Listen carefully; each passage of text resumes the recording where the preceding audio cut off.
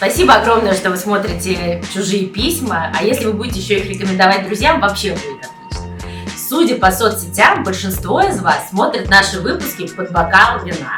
А как известно, к хорошему вину нужен хороший сыр. Гастрономический факт. Сыр влияет на вкус вина гораздо больше, чем вино на вкус сыра. Если вы не знали, пэринг – это подбор идеальной гастрономической пары к красному вину. Сыр, например, можно выбирать по географическому происхождению. Я этого не знала, но это излюбленный прием как сырных, так и винных сомелье. Например, к моему итальянскому красному идеально подойдет пармезан. В моем случае это 6-месячный пармезан. А как известно, чем выдержаннее сыр, тем выраженнее его вкус. Кстати, я думаю, что с итальянским просекко он тоже подружится. Пармезан от Cheese Gallery – это отличный выбор для тех, кто любит готовить блюда итальянской кухни. Во-первых, он вкусный, а во-вторых, он продается в удобных форматах. Хлопья и гранулы легко использовать в приготовлении паст, соусов, салатов и прочей вкуснятины. Ну что ж, не упускайте предложения от бренда Cheese Gallery, переходите по ссылке в описании, смотрите ролик, получайте промокод на скидку 20% в магазинах партнеров, покупайте сыр, ну и, конечно же, смотрите «Чужие письма».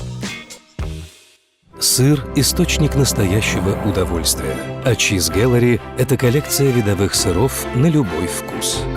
Яркая пикантная горгонзола с легкой остринкой для неторопливого наслаждения.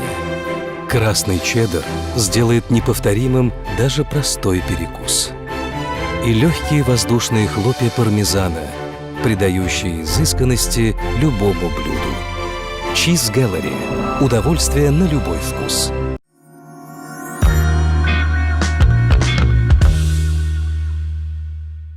Да, меня все взбесились сегодня, знаете. Вся вот эта съемочная бригада, блядь, вся взбесила меня вообще. Ничего не готово нахер мы. Вот, потом все удивляются. Че типа Скрипалей плохо отравили? Я вам отвечаю, это в России так. План был пиздатый, 100%. 100%, как и сегодня. Смотрите, билеты проданы, съемки назначены. Все расписано по часам. План великолепный. У нас то свет не работает, то какие-то пушки, тут освещение херовое, понимаете? Там то же самое было. Говорят, что Навального, блядь, там, наверное, у них собрание было, типа, что Навальный-то не умер? Он говорит, ну, блин, не хватило отравляющего вещества. Он говорит, а что, почему не хватило? Ну, вы сказали на обычного человека, я рассчитывал на 80 килограмм, а он 82 весит. Вот поэтому чуть-чуть не умер, в коме, поняли? Он же вот столько же, чуть-чуть не умер. Забавно, хочу такую шутку написать, что многие говорят, что Навальный это ставленник Кремля. Хотя я не понимаю, как присутствие в коме это, поддерживает эту теорию. Я бы не хотел быть ставленником Кремля, что ты в коме попадаешь. Но я подумал, если он ставленник Кремля, то, по сути, он же, работает на Путина. И получается, что Навального отправляли в кому, чтобы он там узнал кое-какую информацию. Поняли? У боженьки я имею в виду. А Бог лучше ловит в Германии. Я про это говорю. Поняли? Поэтому его в Шарите отправили. Там, лучшее соединение.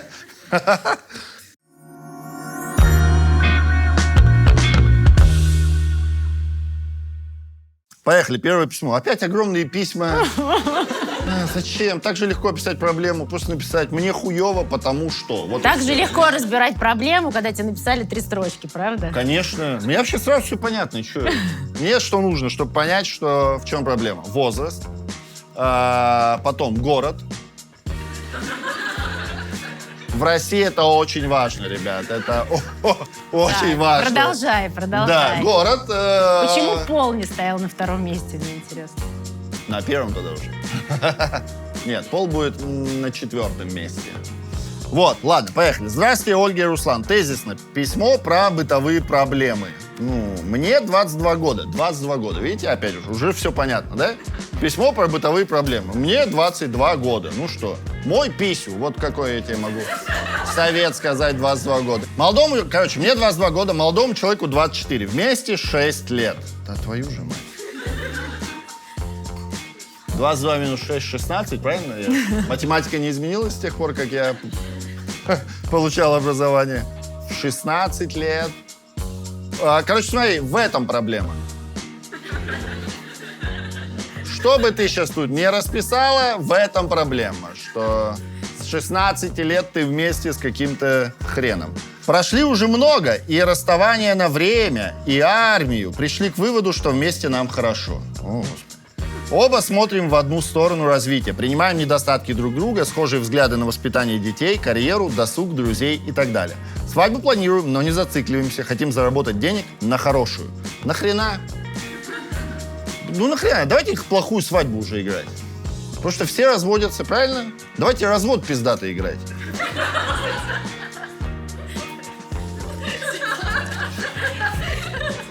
Короче, решили, что мы друг для друга хорошая пара. Что будем, что бы ни случилось, работать над отношениями, ведь нам они дороги.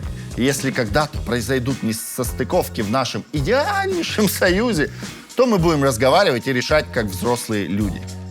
Ведь именно так все вокруг и советуют. Просто разговаривать. Когда дело дошло до нестыковок, оказалось, что не так-то и просто.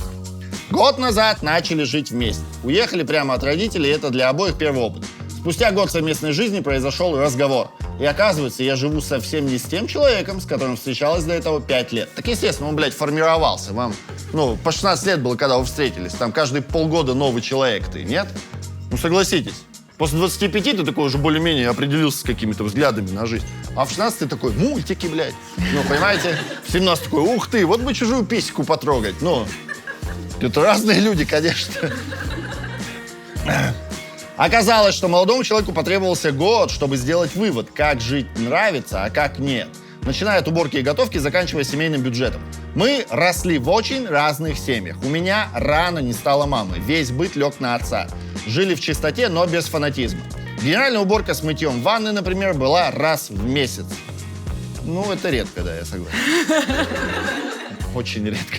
В целом же ванну надо мыть каждый раз, как ты там был. Да? Странно, я им думаю. Или вы к собаке зашли, такие, блядь, и вылезли, такие, потом уберем все. У моего молодого человека каждую неделю. Тоже редко. Тоже. Он чуть лучше, но не сильно. Причем это была обязанность детей, их заставляли. В своей семье я была ответственна только за свой угол. Я вообще не чистюля, молодой человек такой же. Все говорили, что когда мы съедемся, в доме будет бардак. А мы шутили, что нам точно будет комфортно. Мы же неряхи. В итоге уборка в доме легла на меня. Он ни разу не убирался, а я и не заставляла. Дома чисто.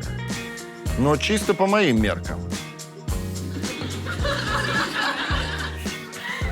Дома чисто сразу, как я убралась. Раз в месяц. Оказалось, что он уже давно чувствует себя некомфортно. Хоть он и не аккуратный, но в доме родителей всегда все блестело, а у нас нет. Я думала, что неряшество наш плюс, что комфортно обоим. Я не пилю его за грязь. Он не заставляет меня убираться, но я ужасно ошибалась. Что-то... Когда я вас просил писать в письмах больше грязи, я не землю имел в виду. Привел мне в пример хозяйку маму и сестру кулинара. Но я понимаю, что мне не интересно изучать рецепты, мне не интересно убираться. Я делаю все только тогда, когда хочу. Я большую часть дома, но работаю онлайн. Зарабатываю немного денег чисто на свои хотелки. Основной бюджет на молодом человеке, и он видит свой вклад в семью в форме денег, а мой вклад в форме домашнего очага. Я, в свою очередь, рассказал о потребности в тактильных контактах. Я хочу, чтобы меня обнимали хоть иногда, не говоря уже о поцелуях. Секс у нас раз в месяц, не чаще. У кого чаще? У кого? Кто вчера трахался? Позавчера? Там один человек надо оба раза руку поднял и все, да. Тут тоже, видишь, на этой неделе особо никто, я выходные перечислил, правильно? Навряд ли кто-то из вас по четвергам там писю в писю суетным. Так редко стало после того, как съехались. О том, что люблю, говорю только я. Знаю, что он тоже любит, но мне очень важно это слышать. Сравнение с его мамой уронили мою низкую самооценку еще ниже. Возможно, мою самооценку подняло бы внимание с его стороны. Но для этого у него должно быть желание ко мне подходить первым. И вот замкнутый круг. Вокруг все говорят, что нам пора жениться и рожать детей. А я не понимаю, о каких детях может быть речь, когда мы в бытовухе-то разобраться не можем. Знаю, что здесь можно что-то исправить. И уверена, мы не единственные, кто сталкивался с такой проблемой. В паре важно разговаривать, но как жить после таких разговоров? Чувствуется такой обидный осадок. Было бы очень интересно послушать ваши рассуждения.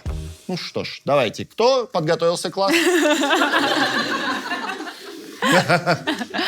Ну, смотри, как всегда, очевидно, что если все проблемы сводятся к одной, да, или все неудовлетворенности и раздражения сводятся к одному человеку, то мы имеем дело со смещением. Что такое смещение? Значит, есть какая-то неудовлетворенность в других местах, есть неудовлетворенность в взаимоотношении, и тогда нужно куда-то это сместить, потому что как будто об этом проще говорить. То есть, если уборка становится такой принципиальной, значит, какие-то важные нужды партнера в этой паре не удовлетворяются.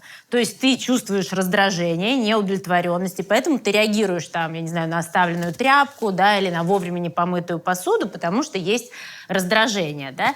Вот эта вот удовлетворенность от связи или неудовлетворенность, она обычно имеет бессознательный характер, да, то есть мы до конца не понимаем, почему мы друг друга выбираем, то есть мы совпадаем как пазлы, да, но иногда получается, что это, ну, как бы совпадение недостаточное, например, для вашего партнера, как для партнера этой девушки. Поэтому она, в общем, то есть она делает для него что-то, что ей бы хотелось, что делали для нее. Потому что, как мы думаем, вот что бы нам сделать партнеру? Я бы хотела, чтобы мне принесли, там, не знаю, кофе с утра. Кому-то это вообще неинтересна, эта концепция завтрака, да, с утра. Ну, ты это делаешь, потому что тебе кажется, что было бы классно, если тебе принесли. Ну, если на таком бытовом уровне. Так вот, она делает что-то, да, для него, что ей кажется, что для него важно. А какая-то важная часть там теряется. Так а что она делает? Она типа просто говорит: я люблю тебя. Ну, я имею в виду в их взаимоотношениях, в их контакте. То есть что-то у них пропадает. Дальше мы пытаемся проанализировать, что. Да, он сравнивает чистоту в их доме с чистотой в доме, которая была у них, да. Но кто делал, чтобы было чисто? Они убирались всей семьей, да. Или тогда, получается, почему ты не принимаешь участие в уборке в этой семье, да, если возможно, ты исполнял. в их семье только мать и убиралась. Нет, он как раз говорит, что у него были обязанности по уборке, они убирались всей семьей. Потом он сравнивает свою жену с мамой, что позиция вообще довольно инфантильная. То есть тогда ему можно сказать, если с мамой так хорошо, и мама удовлетворяла все твои потребности в безопасности, в полном принятии любви, что может сделать только мать, то раз с мамой было так хорошо, иди к маме. Ни с одной женщиной, как с мамой, тебе так хорошо не будет. Либо ты подрастешь, и тебе уже не нужно будет быть с мамой, и ты захочешь, ну, как-то уже иметь в партнере женщину, да, а не быть в безопасности там под маминым крылом. То есть это еще одно подтверждение. То есть он ей, ну, как бы говорю, между строчек дает понять, что она вот не удовлетворяет какую-то его потребность, которую удовлетворяла мама. Скорее, это полное принятие и, собственно, безопасность. Ну, в общем, есть там у них какая-то сложность. Что еще, мне кажется, важно в этом письме, это то, что они как будто бы, ну, не пробуют делать это вместе. Да? Тут есть хорошая отсылка к обязанностям и к правам. Когда она говорит, ведь мой муж зарабатывает деньги, да, и он кормит семью, поэтому вроде как и сказать ему, а давай попробуем убраться вместе и посмотрим, да, как достигается этот идеальный порядок, которого априори, мы понимаем, достичь невозможно. Если в квартире живут люди, да, то идеальный порядок будет 3 секунды после того, как либо ты убрался, либо она убралась, либо, не знаю, пришла помощница, у меня дома идеальный порядок, убралась. я не знаю. Возможно, это как связано с тем, что я живу один? Возможно. Ну, то есть, да, если... безусловно, там после того, как у тебя кто-то убрался, ты можешь дольше поддерживать порядок, если ты живешь один. Но он все равно не будет идеальным. Потому что все идеальное, это где нет времени, где нет людей, где нет ничего живого. Все идеальное, это где нет второго человека, и все. Что, Глеб? У меня дома идеально. В любой момент можно зайти, там идеально. Почему? Потому что никого нет, правильно? Вот и все, там только я. Вот, а я идеальный. Поэтому и не живой, поэтому и без партнера. Ну и так.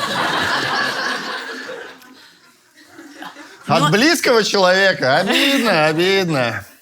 А я недавно где-то прочитала цитату, что вообще лояльным можно быть только к тому, что тебе безразлично. То есть, это я так пытаюсь тебя поддержать после своей шутки. Нам было вообще не заострять на этом внимание. Вот как-то бы мы это пропустили. Теперь Да, и, в придется общем, это вырезать. про отсыл к обязанностям и правам, да, в паре. Но тогда получается, что она говорит, что окей, он приносит деньги в эту семью, но он требует идеального порядка. Ну тогда, извините за примитивщину, но тогда можно и в другую сторону это раскручивать, и она может точно так же, как он требует идеального порядка, требовать от него 1 миллион в месяц. Ну, у него есть свои ограничения. И у нее есть тоже свои ограничения. Она не привыкла 24 часа в сутки... В смысле? Это он такой, что-то грязно. Она такая, это вообще-то на 45 тысяч убрано. Не, ну получается, что понимаешь, это как-то? получается тогда, когда мужчина и женщина, мужчина добытчик, и он приносит деньги, да, и он каким-то этим образом удовлетворяет потребности их семьи, там, хорошо или плохо, но у женщины дома всегда должен быть идеальный порядок, потом, когда дети все накормлены, в кружки отправлены, то есть как будто женщина должна работать на 1 000 000 рублей в месяц, ну, как минимум, да, а у мужчины как получилось? Просто я имею в виду, что это очень странная позиция, что я же тебя кормлю, давай мой ванну каждый день тогда за мной. Что странное? Ну, если прям вот так вопрос стоит, я же тебя кормлю, ну, типа... Ну, если он улетел в командировку, она такая, алло, любимая, блядь, когда ты вернешься? Ну, просто не факт, Я что уже это стоит похудела. этих денег, знаете, такая работа каторжная. Каждый день мыть подожди, ванну. что-то меня зацепило. Странно. Получается, когда мужик такой, типа, высказывает патриархальную позицию, вы все такие, блядь, и в Москве бесплатное электричество вырабатывается на месяц, блядь. А когда с точки зрения, заметили, даже с точки зрения психологии такая, нет, подожди, если, типа, я вот дома убираю, тогда 1 000 000, пожалуйста, мне неси. Ни хрена себе. Ну, ни хрена себе. А почему идеальный-то порядок? Почему какие-то свои правила? Если ты хочешь, чтобы было по-другому, попробуйте сделать это вместе. А то он не удовлетворен ни тем, сколько... Если ты хочешь, чтобы я зарабатывал 1 000 000, давай тоже попробуем это вместе. Ну, это тупая позиция, но она, как мы выяснили, психологическая, блядь. Нет, Сейчас. это не Оказывается, это наука вообще, Нет, видели? окей, нет, давай, это не тупая позиция. Просто я тебя хочу заверить, что мужчина, который склонен к патриархальной позиции, он будет себя некомфортно чувствовать с женщиной, которая будет делать такой же вклад в семью. То есть для человека с патриархальными установками жить с женщиной как с партнером невыносимо, потому что у него тоже будет тогда стоять блок на реализацию или на запрос этой патриархальной позиции, потому что он такой, стоп, я же не могу открыть свой рот и сказать, я тебя вообще-то кормлю, как главный аргумент ко всем, ну, по факту, знаете, вот этим иерархическим отношениям. Я вообще тут за свет плачу, я вообще за тебя кормлю, поэтому ванну каждый день моем. Да это нормально, твою мать, блядь. Мыть ванну каждый день, это нормально. Ну, после себя душем хотя бы. Ну, нет, сдуть вот это вот. Что это? Слушай, смотри, для меня все просто. Во-первых, раз в месяц мыть ванну, ну, реально это редко. Ну, реально. 12 раз за год? Понимаете? Ну, это очень редко. Это раз. Возможно, ну, тут действительно жесткий дисбаланс в понимании чистоты. Возможно, он просто такой, блядь, чуть-чуть подмети. Она такая, он требует идеальный порядок. Понимаешь? А во-вторых, ну, так может тебе еще поискать? Я имею в виду понеряшливее типа. Так она говорит, вначале вроде мы были 2 неряхи, и было все хорошо. А Нет, тут он может, вдруг... проблема именно в этом, что, типа, ты в 16 лет нашла какого-то хрена и теперь пытаешься с ним выстроить идеальные отношения. Может, он, ну, вообще Смотри, не если то. сделать шаг еще глубже, да, то давайте обратим внимание на то, что она потеряла в довольно раннем возрасте мать. Да? У нее точно есть проблема, ну, с сепарацией, страх покинутости. И у людей, у которых есть страх покинутости довольно острый, для них недовольство их партнера ощущается как угроза того, что вас оставят. То есть она как будто своему парню не дает права, да, быть недовольным чем-то. То есть ей нужно, чтобы он был доволен, и тогда наверняка он с ней останется. Ну так может, что делать для этого? Но если дать себе право быть недовольным и дать право быть недовольным себе, то можно разговаривать, да, об этом, а не воспринимать как любое недовольство, что вот я недоволен, мне не подходит, значит, он сейчас ее бросит и уйдет, да, потому что как будто у нее очень много тревоги, связанной еще со всем этим, и поэтому они не могут договориться. И если уже завершать, потому что ты сейчас опять перейдешь к деталям, я так понимаю, что мы вернемся к ванны и сколько раз ее мыть, вот, то я думаю, тут очень крутой еще вопрос в конце. Мы часто говорим, что надо разговаривать, и мы с тобой всегда за это топим. Просто садитесь и разговаривайте. Но правда в том, что разговоры действительно довольно часто оставляют очень мерзкий осадок, после которого тебе казалось, вот мы сейчас сядем, мы все проговорим, мы выговоримся, да, и встанем, и все это, как, знаешь, туча развеется над нашей ванной, абсолютная чистота будет. Но, к сожалению, действительно, после этих разговоров бывает очень неприятно, потому что она говорит, что они сели, поговорили, и выяснилось, что он вообще все это время жил в неудовлетворяющих его условиях, то есть он уже так давно мной недоволен, и какие-то еще другие вещи. Но тут я могу сказать, как обычно, я же за все хорошее против всего плохого, добро пожаловать во взрослую жизнь. Все разговоры, когда мы выясняем нашу неудовлетворенность, оставляют неприятный осадок. То, как мы с этим осадком справляемся, как мы можем принять свое несовершенство другого, разрешить себе быть недовольным и недовольным другому, собственно, и позволяет нам двигаться дальше вдвоем и попробовать, в конце концов, вдвоем убраться, чтобы всем это понравилось. Может быть, она наконец-то... Может быть, если они уже что-то сделают вместе, мы узнаем, в чем еще его эта неудовлетворенность, а не просто в вопросах ванны. Ну, не знаю. Я могу сделать православный вывод. Я думаю, это будет сейчас лучше, чем Не, мы он можем без каких-то подсесть это скабрезностей, письмо. да. Чисто православный вывод – это надо терпеть. Причем вот это. Недавно друг просто рассказал, что раза 4 там в разных локациях слышал, когда типа, ну, какие-то бабушки, мамы, сыну такие: Сергей, надо терпеть. А типа все нормально. Ну, все нормально, и все говорят, надо терпеть. Ну, просто чисто по-православному надо терпеть. А во-вторых, я подумал, ты говоришь, что разговаривать, да, отлично, но, знаешь, у меня есть 2 знакомых в жизни, которые ведут абсолютно одинаковую модель ожидания. Они, короче, смотри, они знакомятся с людьми, или у них есть какое-то там событие и так далее, они его наделяют своим ожиданием, потом это оказывается вообще не так, и они такие: блядь, я умираю от разочарования. В том плане, что когда вы садитесь разговаривать, надо тоже, ну, вы, как сказать, разговор не получается, потому что у тебя были ожидания. Ну, мне сейчас, наверное, предъявят пару претензий, Надо садиться с ощущением: бля, меня сейчас разъебут, мне хана, понимаете?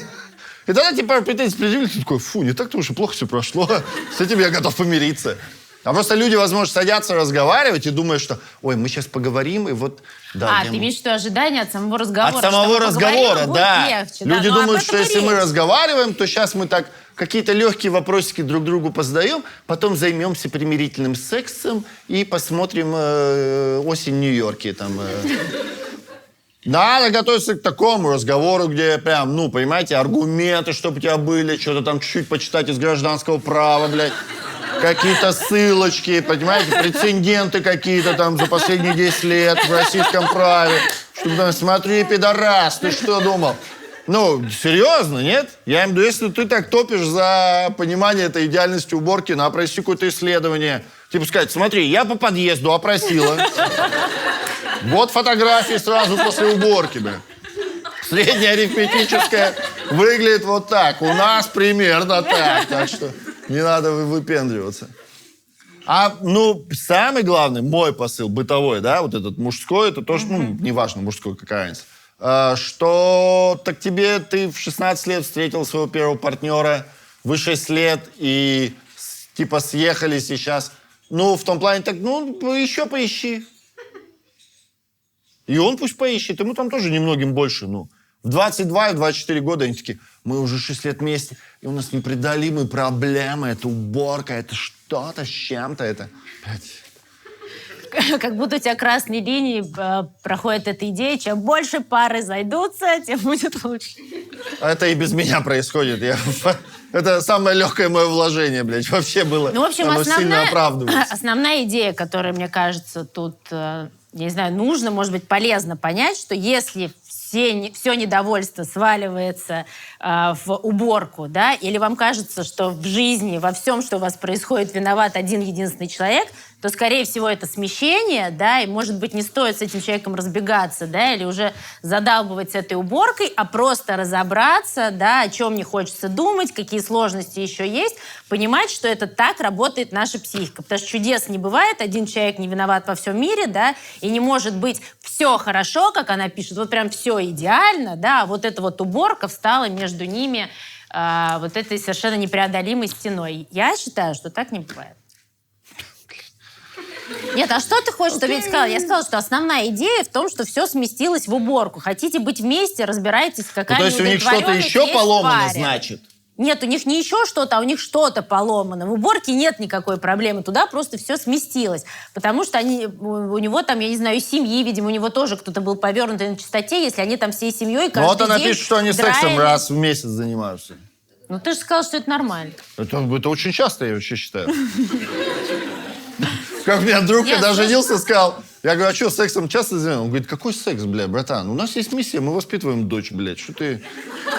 Не, ну а потом, слушай, если тебя по 5 раз в день задалбывают, что ты там где-то не там оставил крышечку от Кока-Колы, знаешь, или там что-то сразу вовремя не убрал, или что-то там, или не помыл ванну вчера, то, ну, могут быть уже напряги и в других сферах.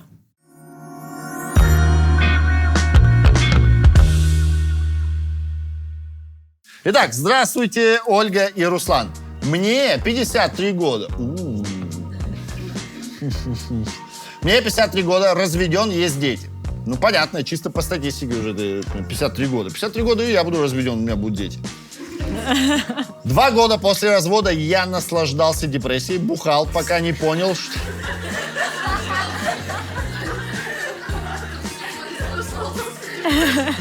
А, какие негодяи, не, вообще. Сидят тут семейные. Чувак тут такой, я развелся, у меня была депрессия. 2 года после развода я наслаждался депрессией, бухал, пока не понял, что больше не хочу. С детьми я вижусь, мы с их мамой вполне уже мирно ладим. Вполне уже мирно ладим. Я общительный, легко знакомлюсь с дамами, тем более, что выгляжу моложе своих лет. Больше 42 мне, как правило, не дают. Спросите у кого-то еще, кроме мамы. В силу того, что бывшая жена моложе меня на 16 лет, я продолжаю искать женщин с такой же разницей в возрасте или моложе. Условные ровесницы, 40-50 лет, мне не интересны. Меня отпугивает их желание увидеть во мне последний поезд, тогда как я ищу не новых семейных забот, а просто немного любви и заинтересованности во мне. Не только как в ресурсе для решения жизненных проблем, заботы об их детях или лечения их пизданутости. Часто я знакомлюсь с женщинами, беру телефон и дальше ничего не предпринимаю. Конечно, конечно.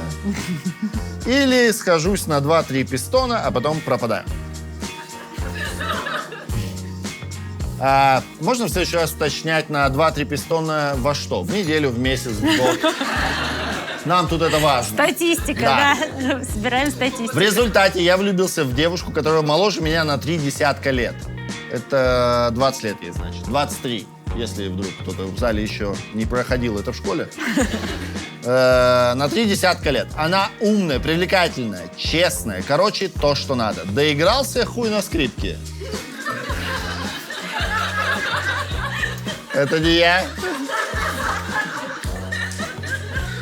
Человеку 53 года, мы узнаем что-то.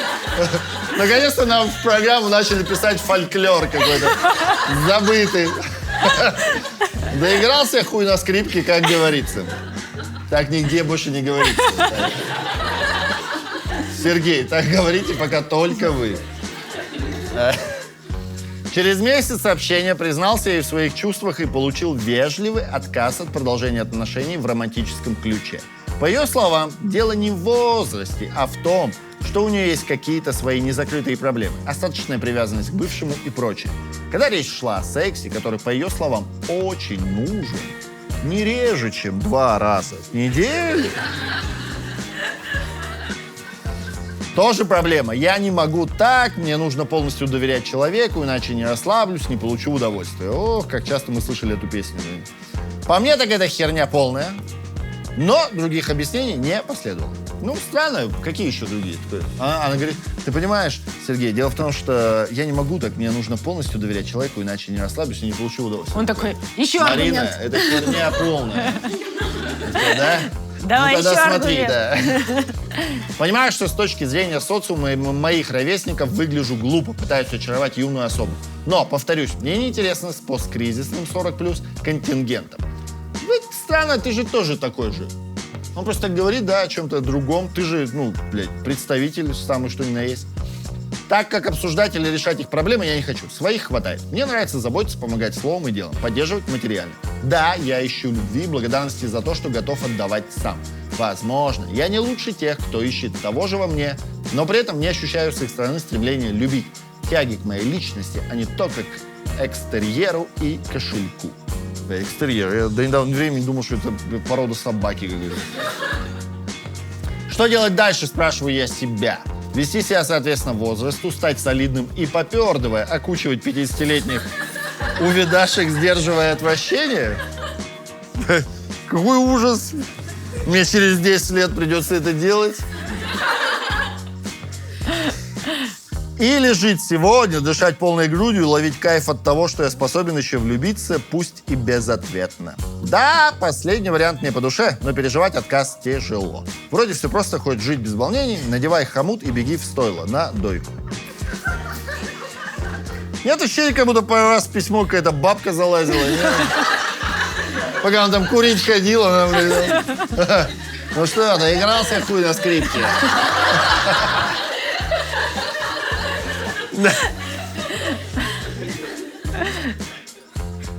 Не прошу совета, но буду признателен за ваши мудрые и ироничные комментарии. Странно. Зачастую люди, когда пишут письмо, озвучивают свою проблему, но при этом тут же озвучивают и ответ. Не?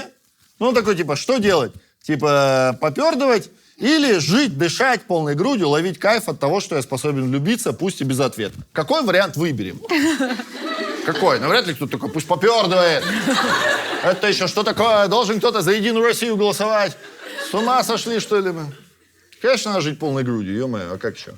Можно даже жить полной грудью, но при этом попердывать, правильно? Никаких проблем, господи. Ну, ты если вдохнул, естественно, уже... Слушай, ну тут интересный момент. Короче, давай я быстро расскажу. Давай. Я уже рассказывал это в одной передаче, которая по ТНТ идет. Толк, кстати. Короче, Ольга знает. Ты же знаешь, я же тебе звонил, помнишь? Я тут влюблялся на неделю. Влюблялся на неделю. Да, что-то там с ума сошел по какой-то девочке. Естественно, тоже безответно, потому что я вообще считаю, что влюбиться может только безответно. Кто влюбляется, взаимно. Что это за, блядь, извращенцы. И все, что-то неделю пострадал, Ольге звонил. Такая, что, как, почему? Я же думал, она психолог. Ну, поняли, типа... Сейчас она мне расскажет, что делать. Я там поприседаю, блядь, правильно подышу, скрещу ногами, помолюсь Богу, и все отпустит, да. И все, и, короче, что-то там безответно тоже. Но я к тому, что это потом прошло, просто он такой, типа, или влюбиться безответно. Неплохое чувство, во-первых. Во-первых, неплохое чувство. В онлайне отвратительное вообще. Просто ужас сраный. Просто кошмар. Как будто раз в месяц трахаешься. Вот такое ощущение. Но потом, во-первых, я заметил, что все, кто тебе говорят, когда ты, типа, вот так себя ведешь, все такие, блядь, чувак, да успокойся, ты, по-моему, перебарщиваешь. Такой, нет, вы что, пидорасы? А потом, когда отпускает, такой, ну да, это было... Это было немножко странно. Звонишь им, алло, больше никому не расскажешь, что я себя так вел. Это будет наша тайна и так далее. Так что... Она, кстати, мне вообще не помогла.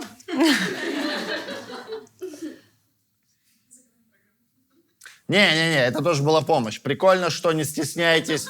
Я сейчас объясню. Не стесняйтесь. Я имею в виду, что у меня была возможность ей написать, и она мне отвечала. И это уже было, типа, это и нужно было. Не стесняйтесь делиться своими проблемами со своими друзьями, иначе нахуй они нужны. Понимаете? Просто по пятницам бухать апероль в каком-то странном баре. Друзья для этого нужны. Тебе хреново, и ты пишешь. Правильно? Я же не могу матери писать. Потому что перед матерью уже я богатырь. Я был херой, я писал, мать, все отлично. Влюбилась в меня тут одна. Вот, поэтому не бойтесь показать слабость. Я вот про что говорю. Во-первых, становится легче, а во-вторых, душа не будет так потрескивать, понимаете? 53 года мужичку, смотри, Ну, прикольно. во-первых, видишь, не проблемы 20-летних. Уже прикольно. Да, во-первых, смотрите, что прикольно. Что я всегда думал, что если, типа, у тебя есть жена и дети, потом даже можно развестись, все равно будут дети, просто живи для себя и так далее. Тут у мужика все это есть, он такой 53 года, я такой, черт, я безответно влюбился. Круто же, нет? Слушай, ну тут это, знаешь, и хорошая новость, и плохая для мужчин, которые это смотрят. Смотри, у тебя с математикой лучше, чем у меня, но у меня ощущение, если широкими мазками по этому письму, да, что в первый кризис 40 лет Так. он женился и родил детей. Возможно. То есть это называется «отыграл». То есть для того, чтобы не сталкиваться... Кризис – это всегда страх смерти. Вот что бы там вот не обвивало эту историю, это всегда страх смерти. Что значит не пройти кризис, а того отыграть? Это, например, жениться на девушке, которая намного тебя моложе, тем более у него есть фантазия, что ему 42 выглядит... Точнее, это у нас должна быть фантазия, что ему 42, ему 53 года, а выглядит он на 42. То есть, соответственно, видимо, с той девушкой он себя примерно начал чувствовать ровесниками, да? То есть женился на молодой, родил детей. Умные люди говорят, что если в спальне мужчины до 40 не слышится плач ребенка, то появляются страхи. Вот он, собственно, хорошее выражение, подумал. Так, твою мать, я думал, мне на ночь надо включать звуки природы, блин. Мне какой-то плач ребенка надо включать, блин, чтобы страхов не было. Помните, на Nokia был такой звонок или напоминалка, там дети орали жутким голосом? В общем, слушай пока просто. И, в общем, есть гипотеза, что он отыграл это через молодую жену, через рождение ребенка. И именно поэтому ты очень тонко уловил, что он сейчас говорит, а второй кризис у мужчин в 50. Все тот же, 50 там плюс, все тот же про страх смерти, только второй волной идет. Если ты первый заиграл там тачками, молодыми женами, маленькими там детками, то в 50 тебя догонит это заново. Его, соответственно, в 50, видимо, догнало. Он через какое-то время решил все это бросить, потому что, в общем-то, как бы функцию эта женщина и рождение детей выполнила. И сейчас он действительно опять как заново, знаешь, говорит, вот мне 53 года, выгляжу я там на 42, и вот, девушке мне нравится, при этом есть настолько непринятие своего возраста, мне кажется, во многом от этого идет такое отвращение к женщинам, вот это 35+, которые вот там типа с детьми, у них там какие-то проблемы, которые он не хочет брать на себя, какой-то уезжающий поезд. Можно подумать, что у 20-летних нет проблем, да, у 30-летних нет проблем, которые также, если у нее будет фантазия, что ты будешь для нее их решать, не будет на тебя их нахлобучивать. Вот, поэтому, мне кажется, вот это вот непринятие его возраста и, собственно, это и у него ощущение, что он пытается запрыгнуть в последний поезд. Это у него ощущение, что... Потому что такое девушка на 30, да, он написал, лет младше его? 23 года. Что такое на 30 лет младше тебя? Это значит, что тебе 53, ей 23, и у вас обоих следующие 30 лет будут выглядеть максимально по-разному, да? Ну, то есть ты как бы чего, в общем-то, от этих... то есть это точно как бы не про отношения. И страх, да, связанный с этим, потому что... Вообще, там мужичок тут влюбился. Так и прекрасно. Так я Сидишь, чтобы препарировать. Ты абсолютно прав в том, что его вопрос, типа, мне жить вообще, да, или мне... Почему... Фантазия по поводу брака, что брак это стоило, и что мне нужно вообще либо вот себя, там, я не знаю, на замок закрыть, либо продолжать влюбляться там, в молодых девушек. Кто эти смотрящие, кто эти друзья, которые считают, что в 53 года нельзя себя так вести? Если ты влюбляешься, если это по взаимному, так скажем, согласию, ради бога, делай, что хочешь. Взаимно не влюбляются, только безответно. Это моя теория. Я же и говорю, если, понимаешь? Если это взаимно. Взаимно это вы нравитесь друг другу, блядь. Потом смотри, знаешь, еще там важный момент, вот, на который ты обратил внимание, что она говорит, мне нужно доверять, чтобы кайфовать, чтобы расслабиться. Я сейчас еще, вот девушка, в которую он влюбился, я еще только вышла из отношений, я не готова ничего строить, вообще я тебе не доверяю. Он говорит, хрень полная, да. То есть это говорит о том, что все, что я не понимаю, все хрень. Знаете, вообще есть такая категория людей, которые, если я это не понимаю, это хрень. То есть это зачастую еще одна черта нарцисса. Перед нами с большой вероятностью нарцисс, который это подтверждает в том числе, что все, что я не понимаю, это хрень, потому что вникать я не хочу, у меня есть свои представления, как все устроено, и как ты устроена, и как ты устроена, и я уже знаю, как мы будем взаимодействовать, и я уже все придумал, я уже наделил тебя теми фантазиями и так далее. То есть чем отличает нарцисса там, от любых других категорий, что объекты не живые. То есть берется шаблон, в который отправляются все свои проекции относительно того, какая ты будешь, как ты должна ходить, как ты должна разговаривать, как мы должны с тобой взаимодействовать. А если ты говоришь, что мне вот нужно доверять, то он такой, хрень полная. Вот, поэтому это вот еще одна черта, это подводя к тому, что перед нами нарцисс, а, в общем-то, нарциссам не просто действительно переживать кризисы, и мы видим вот на примере этого мужчины, как он эти кризисы переживает. Первая глава закончена. А я тогда не понимаю, а что он хочет-то вообще? Ну да, получается, что типа просто описал свои какие-то траблы я и все. расскажу, чего он хочет. Хорошо, смотри, я тебе могу сказать, я 40-летний чувак, не хочу мутить с 40-летними женщинами. Да и ради бога. Если вы в зале, простите. Ну, мне тоже нужна тут всегда какая-то вопрос, помоложе. кто эти смотрящие, которые тебе запрещают мутить с кем ты хочешь. Никто. То есть, понимаешь, вот он говорит, мне там 52, я все время забываю, сколько ему зовут. 53 ему. 53, да, там ей 23, да, и вот мои знакомые на меня смотрят, это не твои знакомые на тебя смотрят, это ты понимаешь, что будущие 30 лет у вас супер разные, да, это ты так считаешь, что это не окей. Патрис Анил, замечательный комик, Так. чернокожий, скончался от сахарного диабета. Возможно, за эту шутку. Но он сказал в отношении женщин, что пизда стареет, как хлеб, а не как вино. Так. Так. Это не моя шутка, она мне просто очень нравится. Сахарного диабета в анамнезе у нас нет, поэтому мы будем рисковать. Да, да. Слушайте, а если говорить о каких-то... Он просто, видишь, такой негодяй, написал нам слово «любовь» сюда. А это же такое абсолютное чувство, оно же все прощает, да? Понятно, что нет возраста и так далее. То, что в 53 хочется ухлёстывать за молодыми, так мне уже в 40 хочется ухлёстывать за молодыми. За супер молодыми. Это как будто, как ты говоришь, нарцисс и так далее. Каждый раз, условно добиваясь такую девушку, ты такой, фу, блядь, я еще молодой, и фастум гелем на ночь нахер, блядь.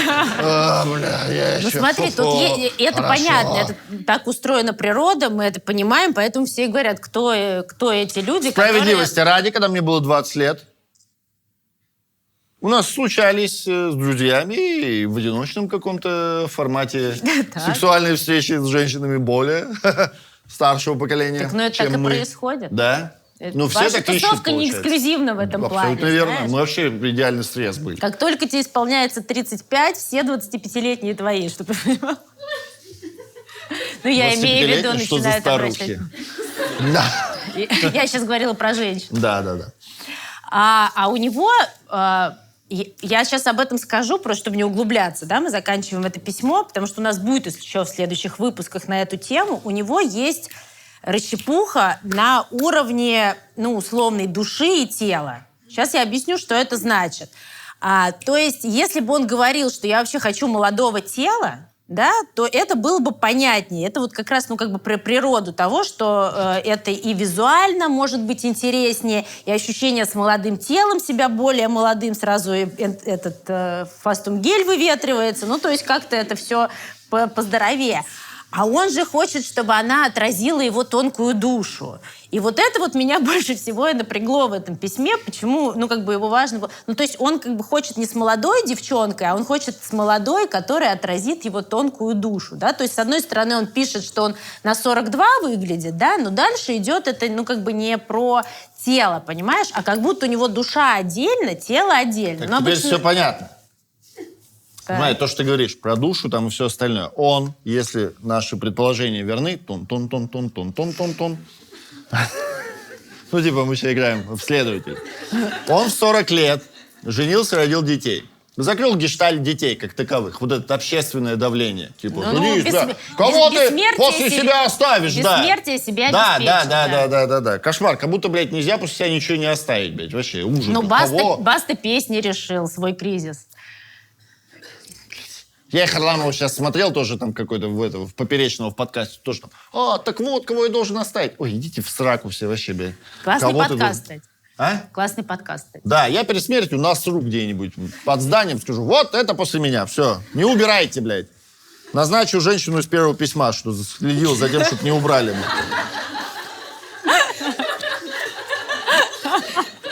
Какой кошмар.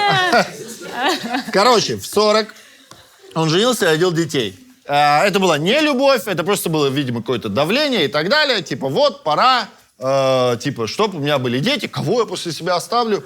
Господи! Вот эта вся херня. Потом, естественно, соответственно, в быту это все разваливается. Он такой, все, пошли нахрен. А в 53 ему, видимо, захотелось, как ты говоришь, типа он не тело хочет, а чтобы там душу его приняли и все остальное. Ну, ему захотелось просто любви и какой-то семьи, конечно. Он типа, я успокоился. Видишь, как ты говоришь, он хочет с молодухой, ну, потому что в целом действительно странно, наверное, в 53, с 53-й, так 53-й. 53-летний. Ну, смотри, давай, чтобы... Ну, в том плане, что он влюбился, и он такой, типа... Он как будто на нее накладывает эти стереотипы общественные. Такой, ты что? Возраст же не помеха. А там девке 23 года. Она такая, блядь, да иди в сраку. Я вообще в баре, душой. да, пироль пила с друзьями. Ну, подумаешь, письку пососал тебе. Что теперь, блядь, влюбляться, что ли, в друг друга? Дурак, что ли? Ну, понимаешь, в этом ключе?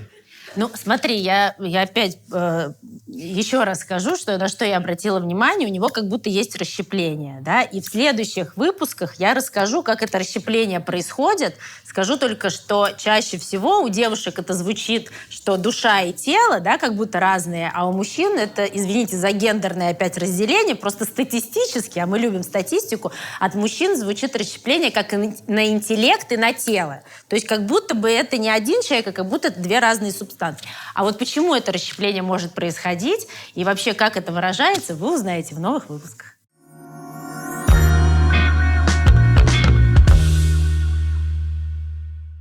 Итак, привет, спасибо за возможность поделиться душевной драмой. Я вышла замуж за англичанина. Мы учились в одном университете в США.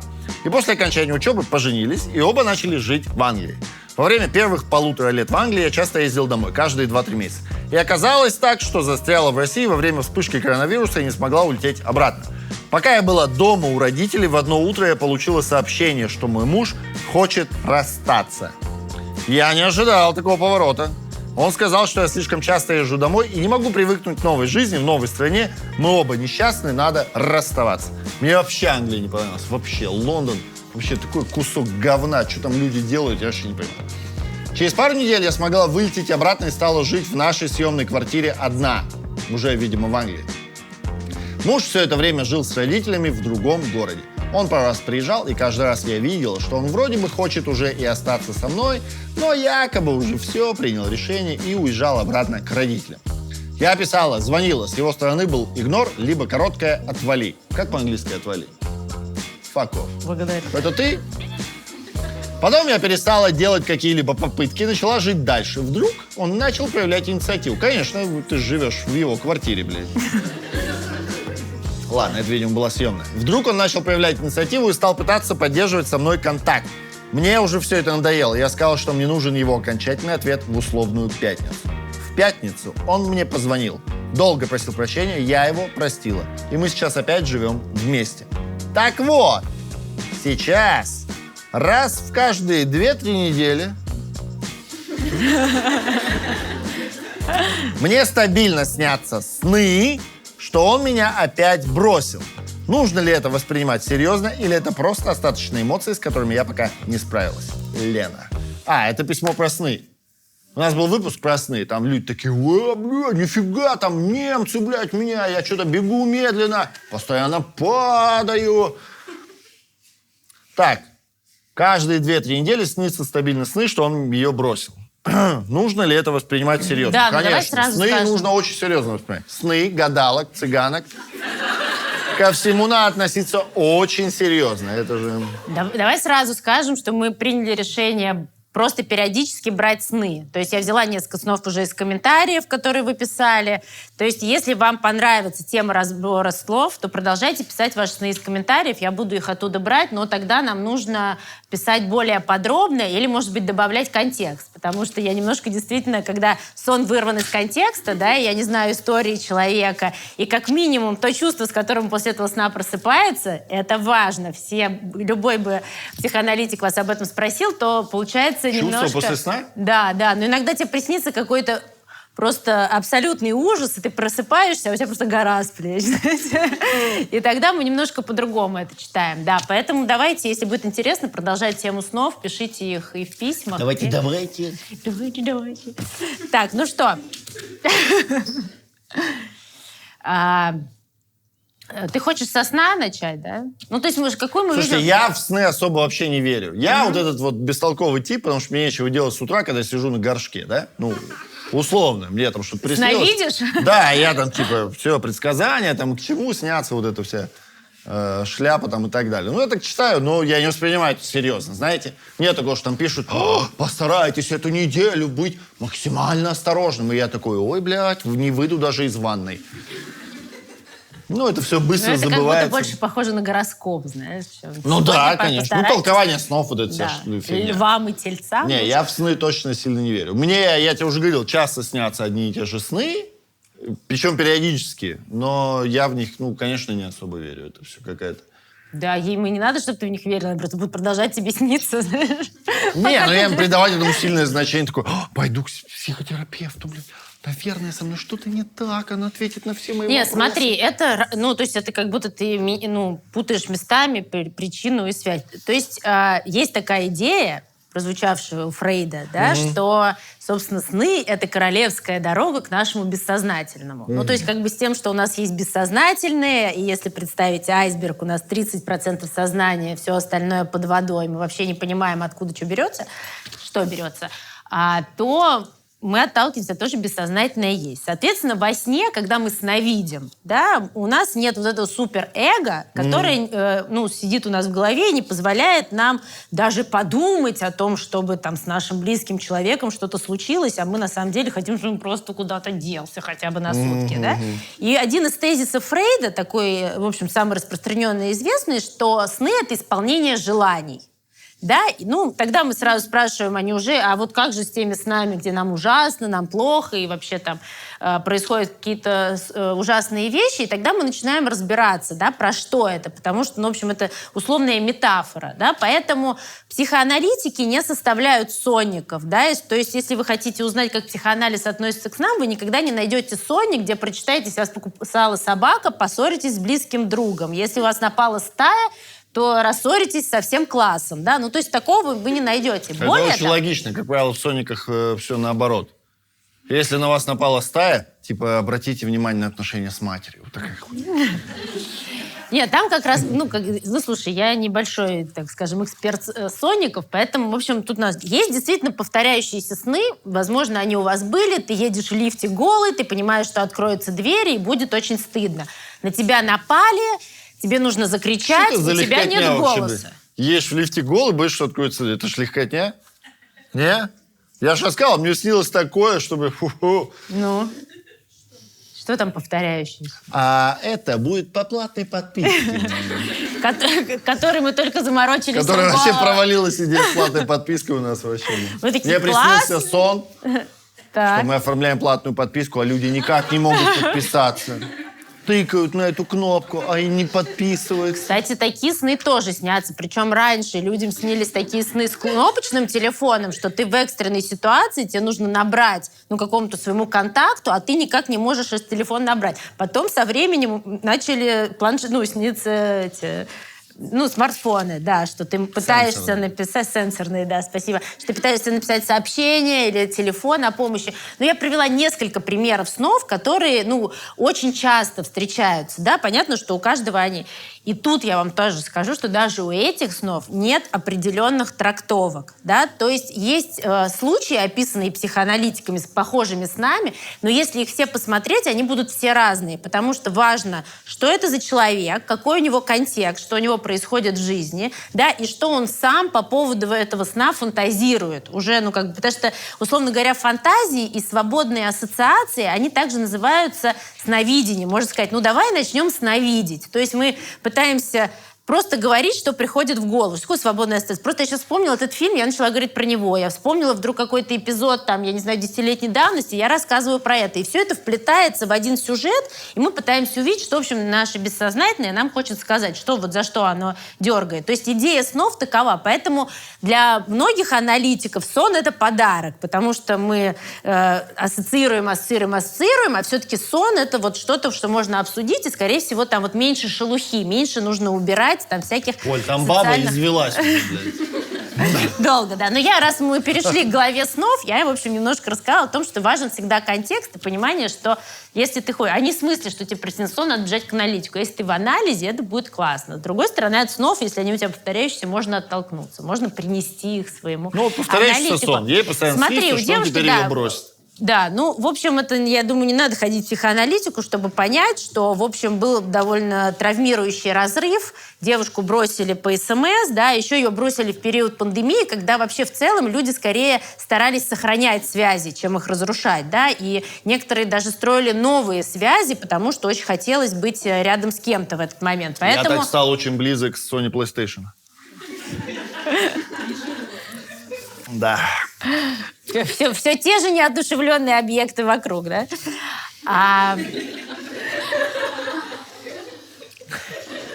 Вот, и тут, самое главное в этом письме... Зато она всегда чистая.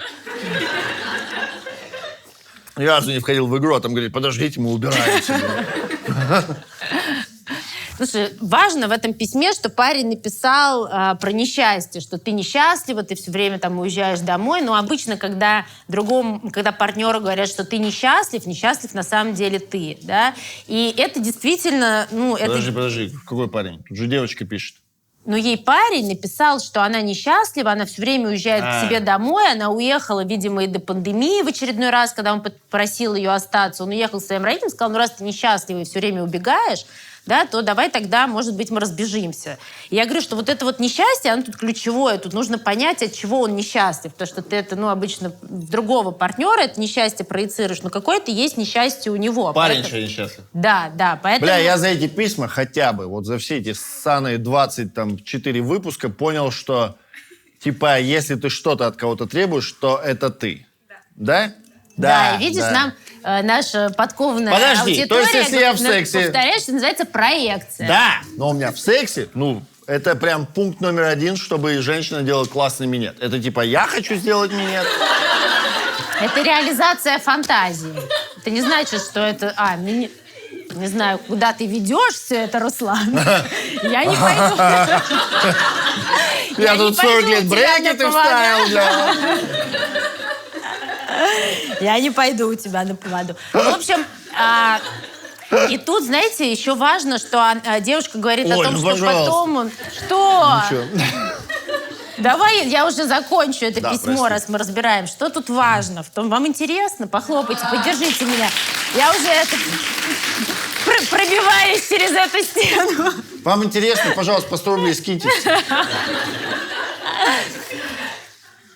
Тут важно, что она как будто бы не принимает решение, сходиться с ним назад или нет. Она просит его решить, он уже возвращается окончательно или нет, да, когда он ей говорит, что ладно, давай еще раз попробуем. И зачастую бывает первая реакция, когда тебя вот так вот оставляют, это догонять. Да, и вот она его догнала. А после этого у меня, собственно, к девушке вопрос. Понятно, что это все на тревожной какой-то привязанности, да, строится, что убегающего тебе нужно немедленно догнать. Вот ты его догнала, и что ты хочешь сделать? Теперь на пике его бросить? Для того, чтобы, выдохнуть и не оставаться с ощущением, что тебя вообще бросили по СМС в карантин, да, и насколько она отдает себе отчет, что она действительно хочет его оставить теперь, да, и я думаю, что пока она, и счастлива ли она в этих отношениях, или эти отношения удобные, или удобно делить одну квартиру, чтобы продолжать там жить и учиться в Англии, да, то есть тут тогда это про выгоду или про счастье, да, может быть, вы оба несчастливы, да, но может быть, тут выгоды скрепляет этот союз в этой квартире. И вот задавая эти вопросы себе, можно, в общем-то, понять, про что эти сны. Возможно, в сне, когда девушке приходит смс-ка, что давай там, что они во сне они заново расстаются, она просыпается вообще с чувством облегчения, потому что она тоже в этом, в этом союзе несчастлива. Вот, поэтому тут вопрос, собственно, стоит ли серьезно относиться к этим снам? Да, стоит серьезно. К любым снам или именно к этим? Конкретно к этому сну. Я еще раз повторяю, что мы То есть, если мне будет сниться такой сон, контексте, мне к этому надо отнестись серьезно? Если это происходит в аналогичном контексте, то, безусловно, да. Окей, я ничего не понял. Про сны, про то, что, ей... Так это и без снов, было понятно, все, что ты говорила. Что ей хочется догонять, и, она расстроена, что ее бросили так по смс-ке. Возможно, она так хотела сделать, он просто ее опередил на час. Возможно, она списала. Да, смотри, наше письмо заканчивается не тем, что я теперь вообще не знаю, хочу я этих отношений или нет, или я переживаю, что он так один раз поступил, он поступит заново, да. Письмо заканчивается тем, что они сошлись, она прям дождалась, пока он будет там извиняться до стертых коленей, и она его приняла, и теперь все хорошо, мы живем, собственно, в этом месте вновь, но вот врываются такие сны, и мы через сон задаем ей вопрос, а счастлива ли ты, да? А было ли это действительно желание воссоединиться? А вы теперь вместе там живете, а про что ваше счастье, а хорошо ли вам? По сути, она же пишет, нужно ли это воспринимать серьезно, или это просто остаточные эмоции, с которыми я пока не справилась. То есть она признает, что у меня есть какие-то эмоции, с которыми она не справилась. Да, стоит к этому относиться серьезно, потому что это действительно остаточные эмоции, с которыми вы не справились. Еще ни один одинокий человек не написал нам, что у него все хуево. Все какие-то, что я встретила мужчину, женщину, и теперь мне ебет мозги. Я вообще не знаю, что делать, мне уже снится это. Нет, у нас очень много писем людей, которые очень бы хотели союза, очень бы хотели удовлетворяющего партнера, но по каким-то причинам это не получается. Все, стартап. Есть в зале айтишник из Белоруссии? Нам надо придумать Тиндер новый. Чужие письма, чтобы были. Так. Все, там будут друг другу писать, не лайки а прям письма будут писать. Так. Чтобы там 53-летний мог написать своей 23-летней письмо. Чтобы она такая сидела, такая, ебать, ого, ни хрена. Чтобы не мы читали эти все портянки. Вот это его колбасит. Я думала, Тиндер, чтобы люди одинокие могли знакомиться, это придумали до нас, да? Хотя, не знаю, мне кажется, что в комментариях под нашими видео точно можно познакомиться. Да там у всех такие аватарки, что мама не горюй.